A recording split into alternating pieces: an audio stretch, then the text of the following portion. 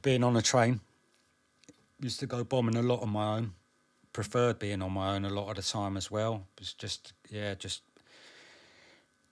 just felt, you know, more in control and not having to concern myself with what other people were doing. So anyway, I was out on the train in between Golders and Hampstead. Hampstead's deepest station on the Underground, I think, pretty sure. And what I used to do was go between Golders and Hampstead and just batter the inside, like as hard as I could. It's quite a long stop as well. Anyway, this particular time, I was like, I really want to batter these trains. I want people to get on the train and see it's battered.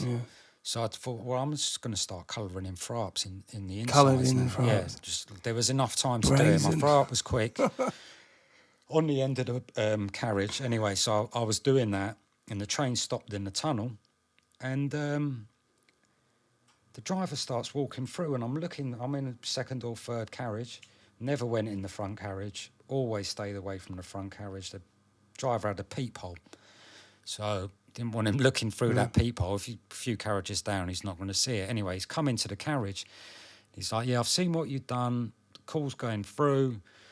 Police are going to be waiting at the next station. Blah, blah, blah.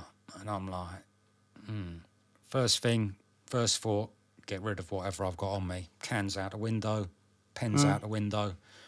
And he's like, I'm just going to mark the spot. He's very, very matter of fact as well. I'm just going to mark the spot where we are now, and they can come back and get those as evidence. Jesus. So I'm like, oh, great. What am I going to do, man? You know, like, yeah, what am I going to do? And he goes, right, you come in the front cabin with me, and when we get to the next station, blah, blah, blah, they'll be waiting for you. So I've gone in the front of the train. Never been in one before, so that was quite surreal. Actually, seeing the tunnel head on, coming at you. And I was soaking it up. I have to admit, because it was like, oh, this is what it's like being a driver. What they see, you know, and then you see the light of the station coming towards you, and I didn't really know what to do, and I wasn't thinking too hard about. Could you do? I was stuck in there. And bearing in mind, we're inside now. We're not on the outside, like when you from Golders onwards, where you're outdoors. We're inside the line, and so I'm standing there, coming into Hampstead. Platforms on the right, drivers on the left. Still soaking it up. Wow, this is an amazing view. What am I going to do? Kind of half expecting to see the police on the platform.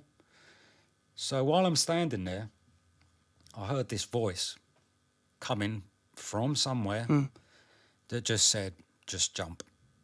Simple as that. Quite strong. Not like, you know, when someone says something like, do that. Yeah. Enough that it's like, yeah, well, you're doing it. Kind of like, I can't put it in any other way than just simply hearing those simple words of just jump. And as we came into the platform, there's a side door on the old stock. I opened the side door and just jumped out onto the platform. Train's still moving quite fast. I'm rolling all over the floor. There's people screaming on the platform. They're thinking I've fallen out the train. I'm trying to get on my feet. There's a bit of a pandemonium going on, you know. And all I'm thinking, I've got to just get out of here. I've got to get out of here. Start running. There's a lift and there's a stairway.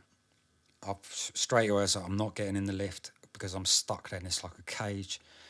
So I'm just going to take the stairs, and I'm running up the stairs, and it's never ending at Hampstead. It is deep, hard work, and running as well. Adrenaline is like pumping through me. You're busted. Well, all the way running, I'm thinking they're just going to be waiting for me at the end, at the top. What's the point of even running? Yeah. What is the point?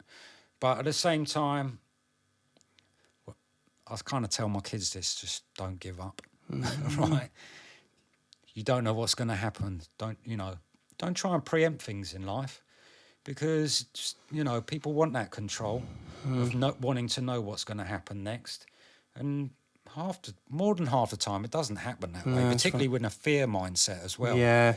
You always think I'm the worst worst case for that. scenario, Always right? were, yeah. So I get to the top, turn the corner, and you can't see my face, but I'm kind of squinting a little bit now. Like, what's going to be waiting for me? And there was not a soul there. Wow. Not even no guard, nothing. No police, no passengers or whatever. Get the fuck out of here. So I'm straight out the station, run up the hill, couple of side roads, straight in the bush. It was early evening, it was already turning dark, and I just jumped in a massive bush and just thought, I'm staying here for the minute.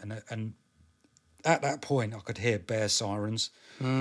Whether they were for me or not, I don't know. I think they probably were, because the driver must have put the call through before he'd come through, because that's what he said he'd done. Yeah.